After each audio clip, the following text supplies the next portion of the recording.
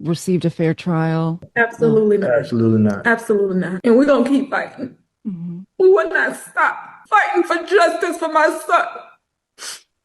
Mhm. And as parents, have you all struggled with guilt, asking yourselves, is there anything differently? I know, Kayla, you said you wish you had gone to that track meet. Is there anything that you both wish you could have done differently? I wish I would have just been rebellious. I was told, don't talk to this person, don't talk to this person. I feel like it was just a setup. Now, so they told us, go get white attorneys. Every black person I went to, white attorney. No white attorney, they set them up, pushed them. Hey, here you go. I mean, no objections. It was things were smooth stuff because as a father of me being who I am, I got to make sure she's straight. This mama bear, I got to make sure she's straight mentally because if she's not straight, my house ain't straight. I'm not straight. Then so because I got the kids to worry about. Got to make sure his mental health. I can't go back and forth with him right in there because his mental can handle it. The misunderstanding of what dad is trying to tell you. This ain't a daddy moment. Over a decision that somebody chose to do.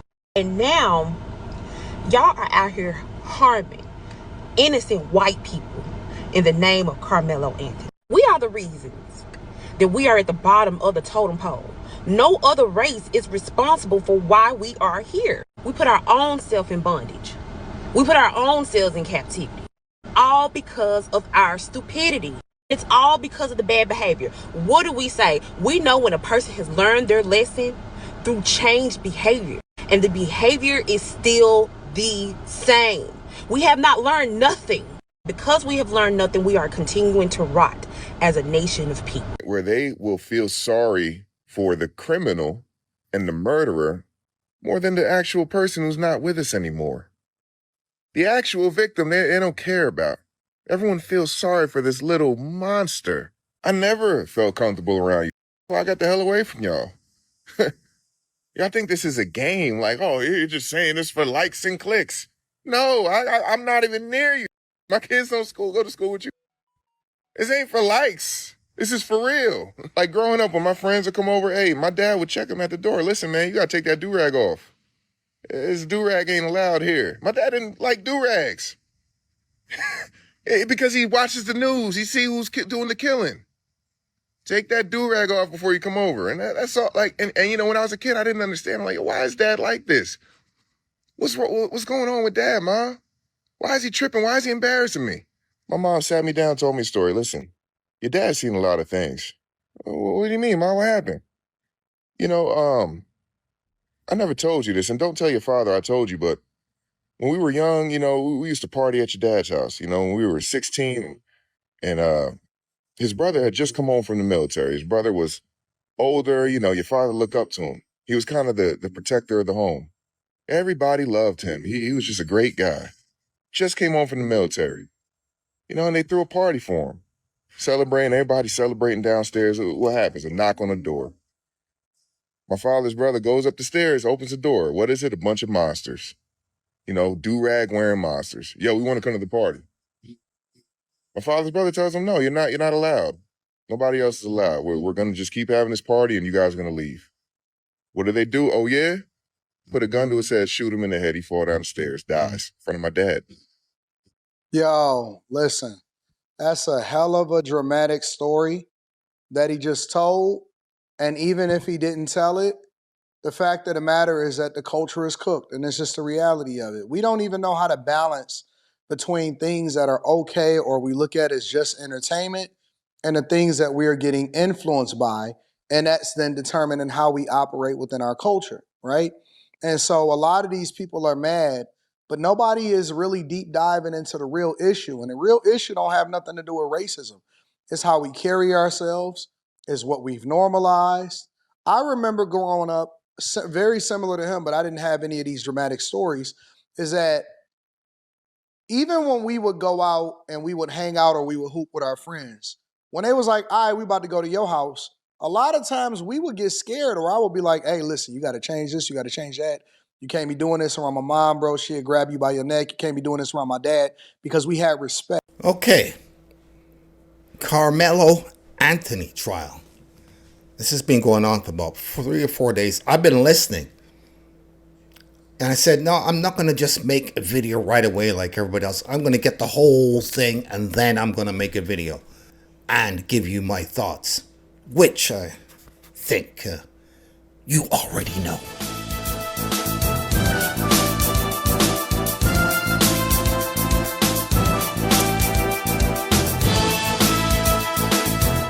The fallout that is happening as a result of the Carmelo Anthony trial. Okay, Carmelo being convicted for stabbing Austin Metcalf in the chest, murdering him in cold blood. Now, the pro-blacks are still boohoo, whining, and crying. I think they're going to be boohoo, whining, and crying for a while, okay, because this grift is not going to end, okay? Unfortunately, Carmelo's parents are appealing Carmelo's sentence. I mean, I guess this is like standard stuff. They're going to appeal, but at the same time, the way that they're going about appealing, the way that they're going about talking to the media now, pretending to be victims, yeah.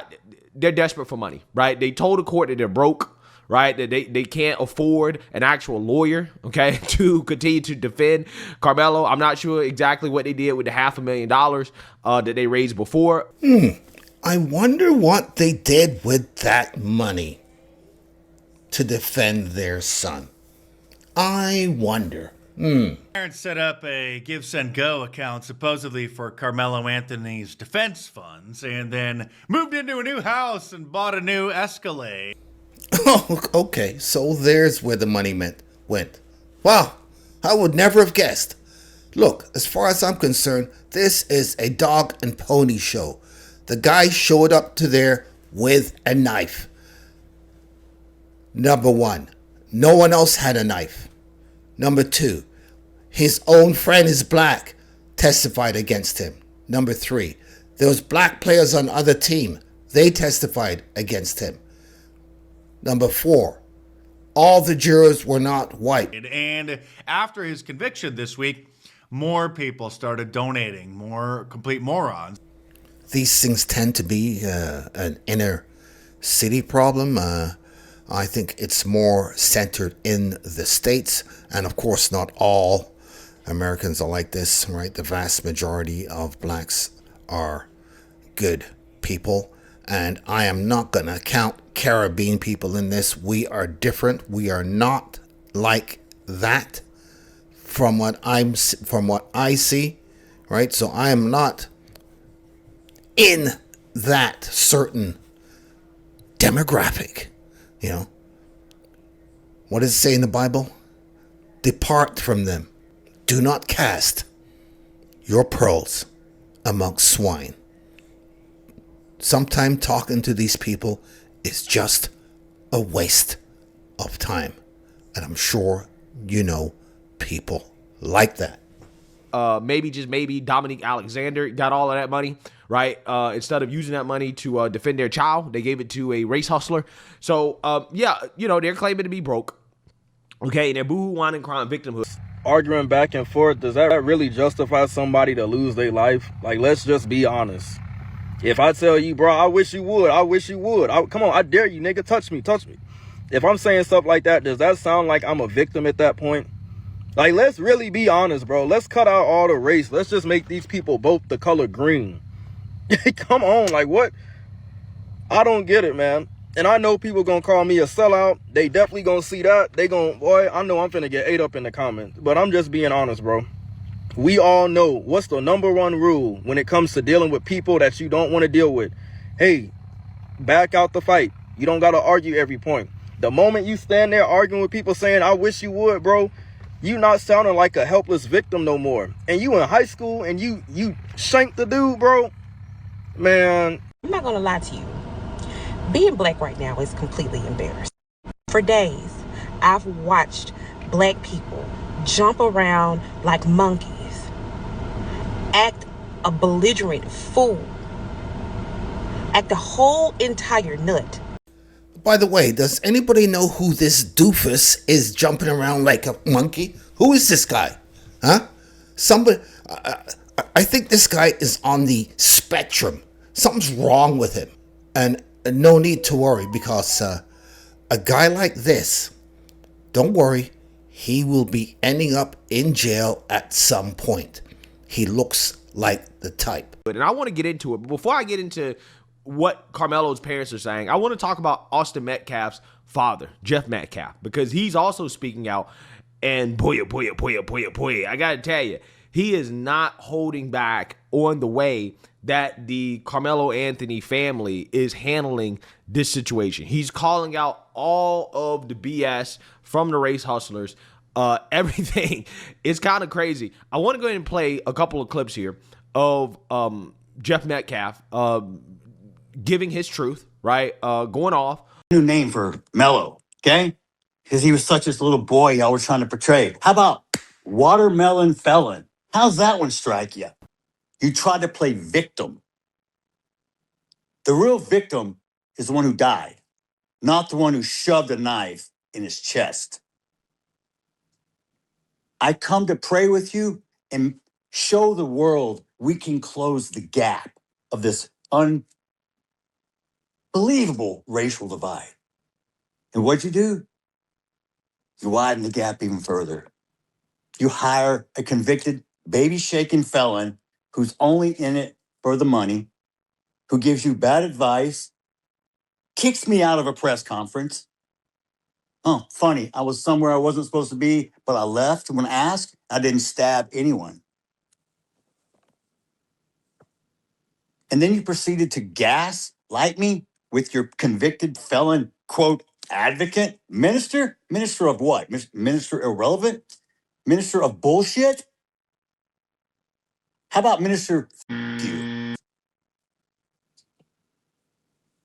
The display of adults on the internet. If your children saw how you acted, would you be proud? Or is that what you teach them? Do you teach them that racism is okay? Do you teach them? Do you program your kids to hate, to kill? From day one, I said this was never about race. Please don't make it about race and don't politicize it. And what did you do? You chose both.